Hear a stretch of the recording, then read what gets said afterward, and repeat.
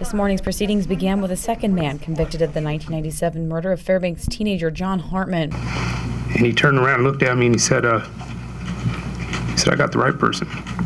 Kevin Pease has been in jail for 18 years, charged with second-degree murder, assault, and burglary for a crime he says he didn't commit. And he started telling me Eugene Vent places me in Marvin Roberts' car. I keep saying I was in Marvin's car. I keep telling him I was never in Marvin's car. And he says that Eugene said that, and he says George places us all together. And I kept saying, man, I didn't do this. You got the wrong person.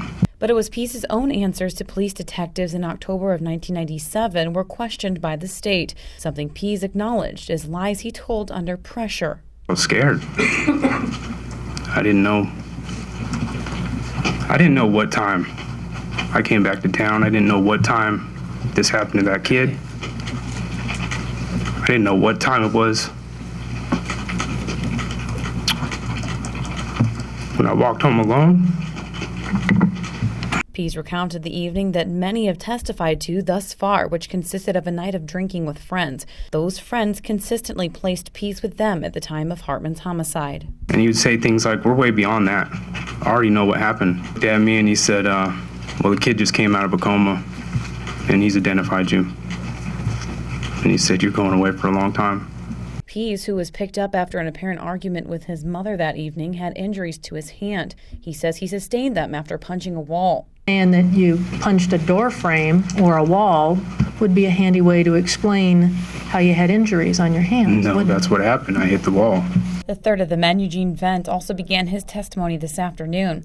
That testimony centered heavily on statements he made that incriminated the men convicted. I was listening to everything he was telling me, and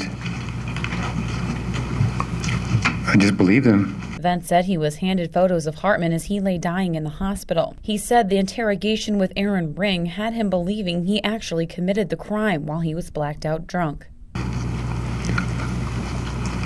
I was feeling terrible. Guilty. Why? Because I thought I'd done something real bad.